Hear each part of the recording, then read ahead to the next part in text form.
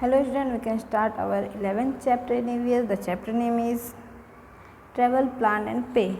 Everybody planned trips to different places during the summer vacation. Last year, Shreya and his family decided to go Srinagar as summer weather is pleasant there.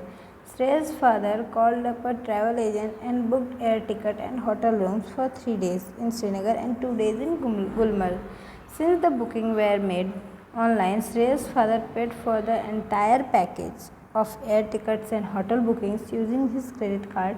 With such a planned holiday, they had a good and refreshing vacation. हर कोई जो भी होता है, जितने भी इस world में इंसान है, वो क्या कहते हैं, ट्रिप का प्लान करते हैं समर वेकेशन में. तो लास्ट ईयर श्रेय ने भी और उसके फैमिली ने डिसाइड किया कि वो लोग समर वेकेशन में श्रीनगर घूमने जाएंगे, क्योंकि वहाँ का जो वेदर रहता है उस टाइम बहुत अच्छा रहता है. श्रेयस के फादर ने क्या किया, एक ट्रैवल एजेंट को कॉल किया and book air tickets and hotel rooms book किया 3 दिन श्रीनगर और 2 दिन गुलमर्ग के लिए. ये सब बुकिंग होने के बाद श्रेयस के फादर ने इंटायर जितने पैकेज था, टोटल पैकेज का पेड पैकेज का जो कॉस्ट था वो पेड अपने क्रेडिट कार्ड से किया. सच में ऐसे प्लान्ड हॉलीडे बहुत अच्छे होते हैं, जिससे कि और उन्होंने बहुत अच्छा रिफ्रेशिंग वेकेशन एंजॉय किया. Pay for travel. When we travel using a public transport service, we have to pay some money. This money is called fare. In return for the fare, we are issued a ticket. This fare may be paid either in cash in the form of currency, notes and coins, or we may use credit and debit card. हम जब पे for travel के लिए जो पे किया जाता है उसके बारे में, जब हम लोग ट्रैवल करते हैं, पब्लिक ट्रांसपोर्ट में का सर्विस लेते हैं, तो हम लोग उसे कुछ पैसे देते हैं. उस पैसे को फेयर कहा जाता है और रिटर्निंग में इस फेयर का हमें एक टिकट इशू होता है. और ये पैसे जो होते हैं, फेयर जो होता है, वो हम लोग या तो कैश दे सकते हैं या फिर currency cash in the form of currency notes में या कॉइन्स में, या फिर हम लोग क्रेडिट कार्ड या डेबिट कार्ड का यूज़ करके भी दे सकते हैं. For a long distance travel we can buy tickets from the booking counter of the bus terminus, railway station or airport. With computerization of the booking facility, we can also book tickets online. We can pay by credit card and debit card and get a printout of our tickets before the journey. This ticket is called an electronic ticket or e-ticket. However, we must remember that if we have booked an e-ticket, we should carry an identity proof during our journey. और ज़्यादा long distance travel जब हम लोग करते हैं तो हम लोग क्या करते हैं कि बुकिंग काउंटर से बस टिकट या रेलवे का टिकट या एयरपोर्ट प्लेन टिकट हम लोग करते हैं.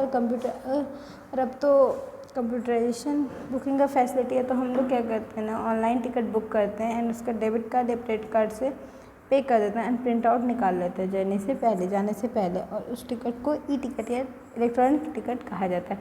हम लोग हमेशा याद रखना चाहिए कि जब हम लोग ई टिकट रहता है हमारे पास, तो हमें एक आइडेंटिटी प्रूफ अपना कैरी करना पड़ता है जर्नी के साथ. In local buses tickets are issued on the bus by the conductor. We may also book a cab or an auto rickshaw by paying the fare in advance at the prepaid booth. Here no identity proof is needed.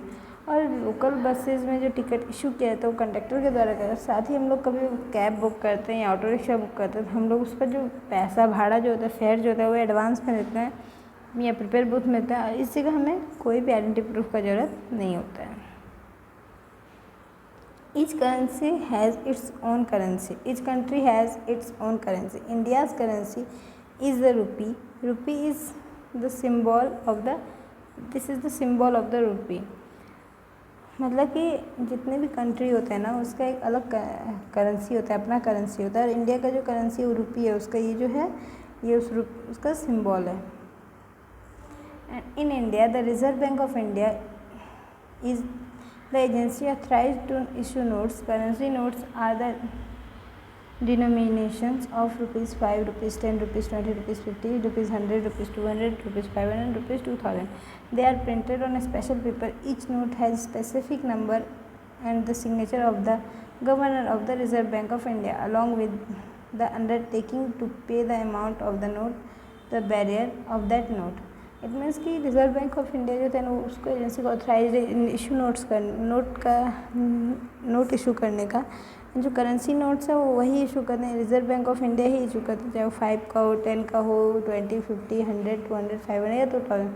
वो लोग एक special printed करते हैं, special paper में print करते हैं and हर एक note का एक स्पेसिफिक नंबर होता है एंड इंडिया उसके RBI के जो गवर्नर होते हैं, रिजर्व बैंक ऑफ इंडिया के जो गवर्नर होते हैं, उनका उस पर साइन रहता है एंड एक अंडरटेकिंग अमाउंट जो होता है ना वो भी उस नोट का बैरियर नोट के साथ दिया जाता है।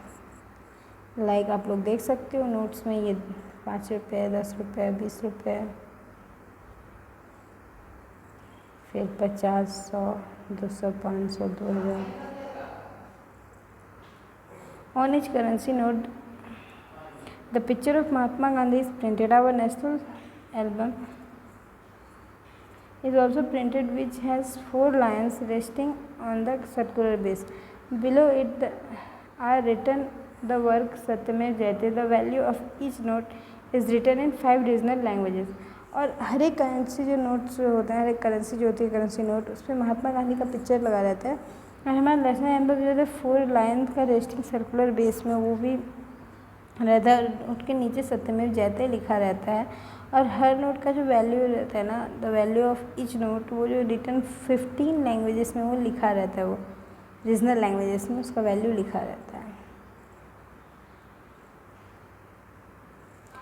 There is a white area of the right side of currency note. It has fields hidden which we can see if we hold it up against the light. It is called watermark. It presents distinguishes a real note from the fake currency note. और जब currency note का जो white side area था वहाँ पे भी एक face hidden रहता है, जब हम लोग तब देखा था जब हम लोग उससे लाइट के अगेंस्ट रहता है। ये एक वाटर मार्क कहा जाता है, ये आइडेंटिफाई करता है फेक करेंसी नोट और रियल करेंसी नोट के बीच। Coins are made of metal, they are minted in special places authorised by the government. The government of India has a sole right to mint coin. Indian coins are the dominations of ₹1, ₹2, ₹5 and ₹10।